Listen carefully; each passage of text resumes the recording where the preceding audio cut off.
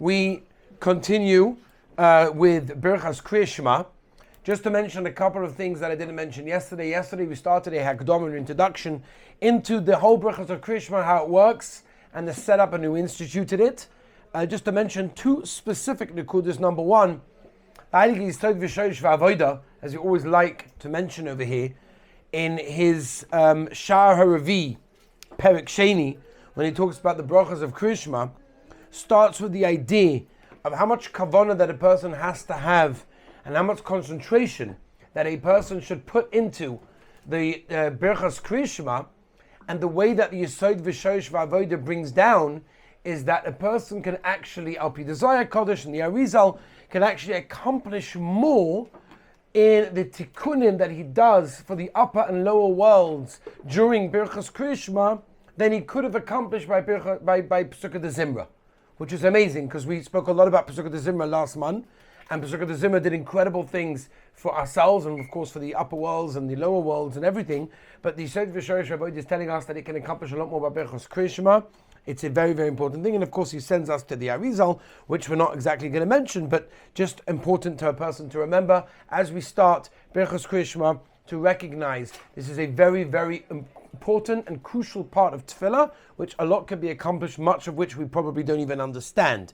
The second thing that the Yesod V'Shosh V'Avodah says, which I would like to mention before we continue with our Perish, and that is the bracha that we said yesterday, where we said yesterday the Perish of the bracha of Yotzei, which of course we explained yesterday. But one thing that the Yesod V'Shosh V'Avodah brings down is that when a person, as he gives us as the personal Eitzah, advice for a person, that as he's saying Yotzei, he should open his eyes and appreciate the light that the Rabban Shem created, and Ubar Choshech, he should also close his eyes and appreciate even that darkness, and of course the ability to see afterwards, or and of course everything that goes together with that, which I think is a great idea to start today, because we're going to be speaking a little bit about that, and an appreciation of Hashem's world is very much of what Tefillah is all about, and especially a lot of Birchas Krias Shema goes into that. So let's go. We've just said the bracha of Yotzei. Let's move on. Hamei la'oretz u'ladorim aleha berachamim. He makes light shine upon the earth and those who live upon it with rachamim. And that's an important idea. As Rav Shua points out, that the illumination of the world, the earth, for itself, which is of course for our benefit, not only for the human being benefit, but for the benefit of all the animal world, and of course, the vegetation, the earth itself is all included in that, and everything that inhabits the world is described here in this bracha as coming from where? Midas harachamim. This is the Midas harachamim of the Rabbeinu Shalom, and that's an important thing to realize, because at the end of the day, the way the Rabbeinu Shalom created the world, and that's why it's important to think sometimes and recognize how the Rabbeinu Shalom created the world, was, just to take one example, the sun was placed exactly at the right place in comparison distance-wise to the earth. If the sun would have just been a little bit closer, everything would have been burnt up. So the way the Rabban Shem created the world was in Midas HaRachamim, to allow it to continue, but we have to recognize that. And therefore life on this world, on this earth, depends solely on Midas HaRachamim. Uvetuvay mechadesh b'chol yom tomid ma'aseh bereishis.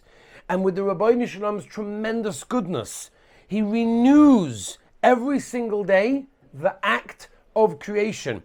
Very important thing is that we're saying that the entire creation is an act of toiv. That's the lashon uvetuvay mechadesh, right? Not just umachadesh, uvetuvay. That means with toiv, with the goodness of Hashem, the Rabbeinu Shalom recreates the world every single day, and we take things for granted. We see the sun, that it's rising, and we see that it's setting, and it's almost like, okay, fine, it's going to happen, right? It's a normal thing to do. It's a normal thing that we're going to see. But no, we're meant to recognize it, we're meant to appreciate it, because the Rabbeinu Shalom is constantly, right, doing this in this act, and therefore we have to recognize it's not just a natural occurrence that's happening in the world, but rather because the Rabbeinu Shalom is constantly renewing the act of creation, and that's what we're saying over here.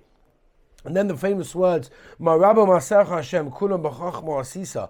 Rabbeinu Shalom, how great are your deeds, Hashem. Everything was made b'chokhmah, and as Rav Shua points out, the word asisa, as we say over here, means the way you finished it.